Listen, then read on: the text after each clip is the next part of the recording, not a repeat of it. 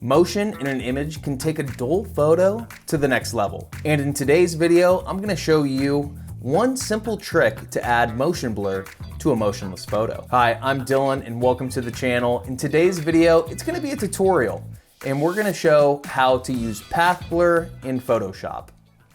Let's get into it. All right, so we have this photo. It does look good, but I still think it needs some motion blur, a little bit more, just to really drive home that fast moving effect. So what you're gonna do with the file is you're going to click on it, right click down below, and we're gonna take it into Photoshop, edit in Photoshop.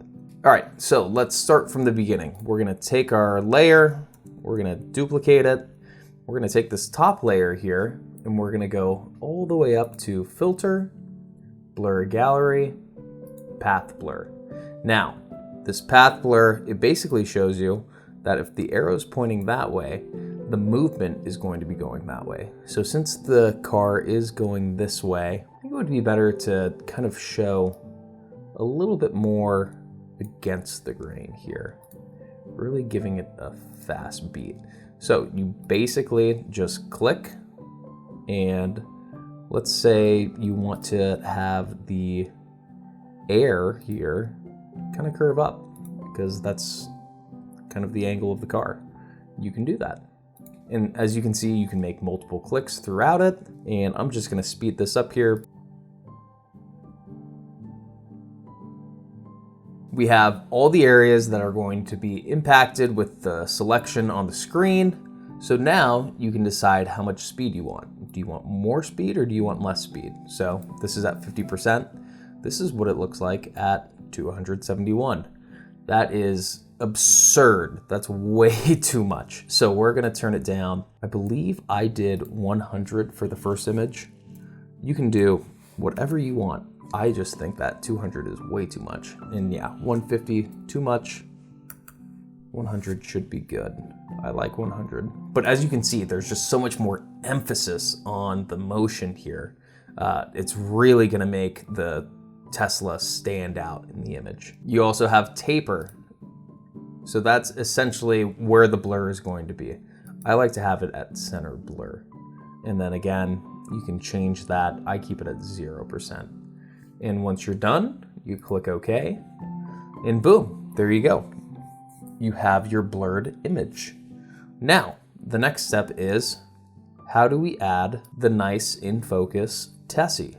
Well, you're gonna come down here, create a layer mask. You're going to go over to your brush, make sure it's on. We do have the brush on, and we do have it to black. Now you can see our size is at 300. That is the circle right there. And our flow is at 60%. So it's gonna be a little easier to paint this in. What we wanna make sure is that our mode is on normal. So it will actually paint the screen. So as you can see here, we are painting on the Tesla that is not affected by the blur. And now I like the blur of the bottom tires, and it's going to make it a little bit more realistic that this was shot in camera.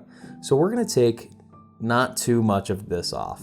So I'm gonna speed this up so you guys do not have to see me do the whole thing. But basically, yeah, you're painting. Paint, paint, paint.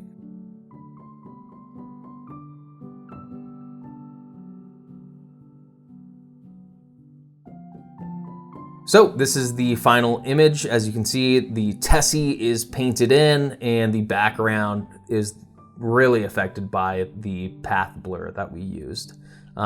This is the final image. This was the original image. Yes, you do have some motion blur here, but it's definitely not as prominent as what we did with using the path blur. Using path blur is as simple as that. And I've found that you don't have to just use it on vehicles. It can also be applied to animals as well. So I was on my daily walk with Hershey and we went to her favorite marsh, and I caught an image of these two ducks flying in the air of this beautiful sunset. The wings were a little blurred because my shutter speed wasn't as fast as it should be, but the background of the clouds were completely still. And I wanted to give this image a little more life. So I used this technique, and I really think the path blur enhances the final photo. There's just a lot more motion in it. than it was in comparison to the raw file. And that's the end of the tutorial. It's my first tutorial, a little slow at times. I'll pick it up in the future, or if you want me to go slower, let me know in the comments. But with this effect, I hope you can use it in your future photos. And with any post-processing technique, you need to have a reasoning behind doing it, and of course, using it sparingly. But that's all I got for you guys this week. If you liked it, please give it a big old thumbs up. And if this is the first time you've seen one of my videos and you haven't subscribed already, please subscribe to my channel. I would really appreciate it. We're on the road to 50, baby. Let's go. Dumb. But yeah, that was really dumb. But again, I'm Dylan. You can call me Bubba. I'll see you in the next video, and I hope you enjoy your weekend. Bye. Woo!